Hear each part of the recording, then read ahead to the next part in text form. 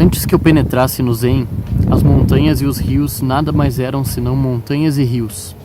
Quando aderi ao Zen, as montanhas não eram mais montanhas, nem os rios eram rios. Mas quando compreendi o Zen, as montanhas eram só montanhas e os rios apenas rios. A Arte Cavalheiresca do Arqueiro Zen, de Eugen Erigel. Me perdoem se a pronúncia estiver errada. O autor desse livro foi um filósofo alemão que lecionou na Universidade Imperial de Tohoku e trouxe para o Ocidente muitos ensinamentos Zen. E basicamente ele sempre foi fascinado por Zen e um pouco atraído pelo misticismo. Ele acabou querendo ver o que é na prática o Zen. Então, quando ele foi lecionar nessa universidade lá, ele acabou encontrando um mestre Zen que com dificuldade aceitou ele, porque ele era ocidental, né, europeu. Teve alguma resistência, mas no fim ele começou a ser aprendiz, digamos assim, do mestre Kenzo Awa, que é um dos caras mais importantes, assim, um dos mestres mais reconhecidos. Só que para poder entender o Zen de fato, o mestre esse disse que ele ia precisar praticar o arco e flecha. Para quem não sabe, lá no Japão existem algumas que são consideradas artes Zen. Por exemplo, a arqueria é uma arte, claro, é possível praticar ela apenas como um esporte, mas ela ainda é viva no Japão porque ela é um pouco mais do que simplesmente atirar flechas com um arco.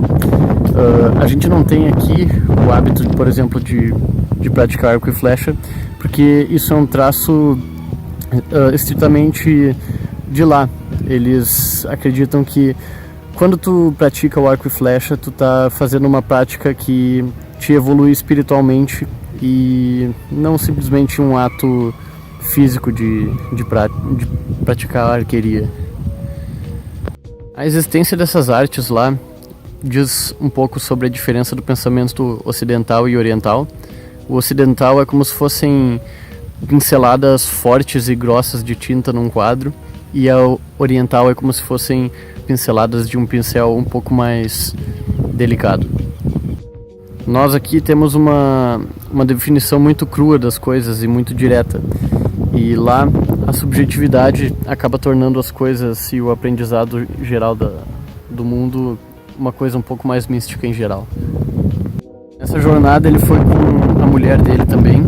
Ela praticava lá os arranjos florais, que é outra arte, e alguma coisa relacionada também aos chás. Então, é claro que ele não conta sobre a experiência dela, porque seria uma heresia, mas ele conta da experiência dele com a arqueria, então. Esse livro, ele é apresentado e quando tu lê ele, tu acaba tendo uma experiência bem direta. O que eu quero dizer com isso?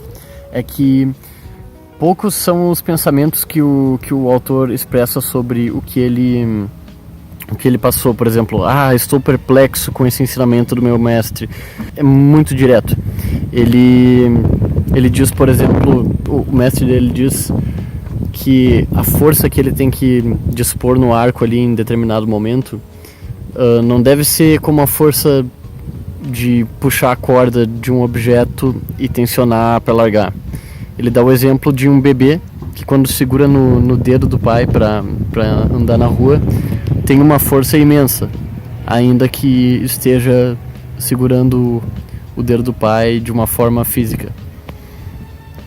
Cada vez mais o autor, e também nós, quando lemos o livro, damos mais atenção para silêncios, para gestos iluminados e para pequenas insinuações que toda a vida dá, mostrando que a gente é um com tudo, mas também somos uma parte separada. Tudo é e não é ao mesmo tempo. E é uma experiência bem interessante. O livro resume em cerca de 90 páginas uma jornada de 6 anos do autor.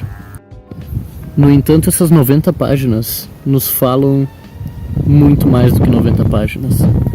É uma jornada intuitiva que elucida certos aspectos da nossa percepção que a gente não trabalha normalmente. É uma leitura rica e que introduz o conceito perfeitamente, mesmo a quem não conhece ele. E existe um fenômeno muito interessante que acontece quando a gente está lendo esse livro, que é uma espécie de relaxamento mental.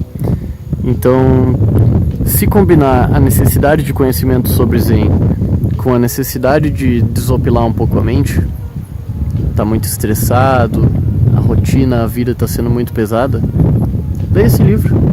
Ele é baratinho, ele é cerca de R$20. Então, compra ele,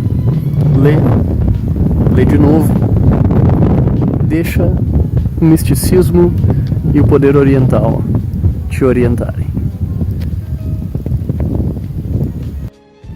Um vídeo curtinho para um livro curtinho, mas um vídeo com seu valor espiritual para um livro com seu valor espiritual.